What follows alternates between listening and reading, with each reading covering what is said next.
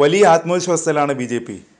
കോൺഗ്രസ് നയിക്കുന്ന ഇന്ത്യ മുന്നണി അങ്ങും ഇങ്ങും തൊടാതെ നിൽക്കുന്നു. പ്രമുഖ പ്രതിപക്ഷ പാർട്ടികൾ പോലും കടുത്ത സാമ്പത്തിക പ്രതിസന്ധിയിലാണ്. മുണ്ടുമുറുക്കിയെടുത്ത് കോൺഗ്രസ് ഉൾപ്പെടെയുള്ള പാർട്ടികൾ തെരഞ്ഞെടുപ്പ് പ്രചാരണം നടത്തുമ്പോൾ വൻപൻ പ്രചാരണ കോലാഹലവുമായി NDA അരങ്ങ് തകർക്കുകയാണ്.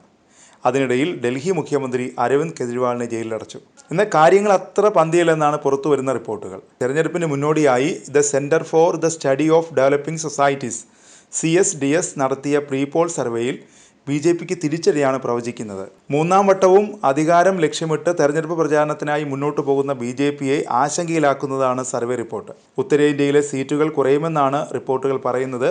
രാജസ്ഥാനിലും ഹരിയാനയിലുമായി 10 സീറ്റുകൾ കുറഞ്ഞേക്കുമെന്നാണ് സർവേ പറയുന്നത്. ഇന്ത്യയെ ഹിന്ദു രാഷ്ട്രമാക്കാമെന്ന BJP നീക്കങ്ങളോട് ഇന്ത്യയിലെ ഹിന്ദുക്കൾ ഉൾപ്പെടെയുള്ളവർ അനുകൂലിക്കുന്നില്ലെന്നും സർവേ പറയുന്നു. സർവേയിൽ പങ്കെടുത്ത 79% ആളുകളും മതേതര ഇന്ത്യ എന്ന ആശയത്തിനൊപ്പമാണ് നിലകൊണ്ടത്. ഇന്ത്യയുടെ നട്ടെല്ലായിരുന്ന ബേസ്വരതയ്ക്ക് ഇന്നും ജനങ്ങളുടെ മനസ്സിൽ കാര്യമായ മാറ്റമൊന്നും ഉണ്ടായിട്ടില്ലെന്നാണ് പ്രീപോൾ സർവേ ഫലം ചൂണ്ടിക്കാട്ടുന്നത്. അയോധ്യ രാമക്ഷേത്രവും പൗരത്വ ഭേദഗതി ബില്ലും പ്രധാന ആയുധമാക്കാമെന്ന് കരുതിയ BJP സർക്കാരിന് തിരിച്ചടിയായിട്ടാണ് സർവേ റിപ്പോർട്ടുകൾ പുറത്തു വന്നിരിക്കുന്നത്.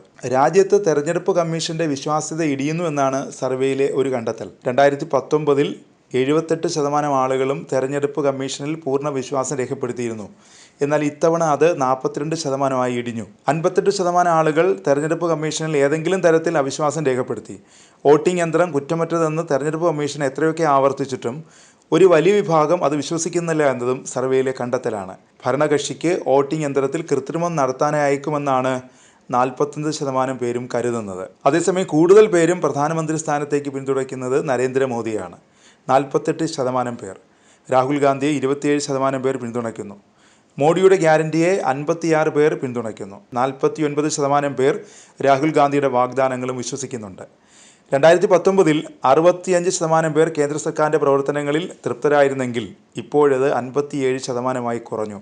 അതൃപ്തരുടെ എണ്ണം 30% നിന്ന് 39% വർദ്ധിച്ചു. CSDS ലോക് നീതി സർവേകൾ രാജ്യത്തെ ഏറ്റവും ആധികാരികമായ അഭിപ്രായ കണക്കുകളിൽ ഒന്നായിട്ടാണ് പരിഗണിക്കുന്നത്.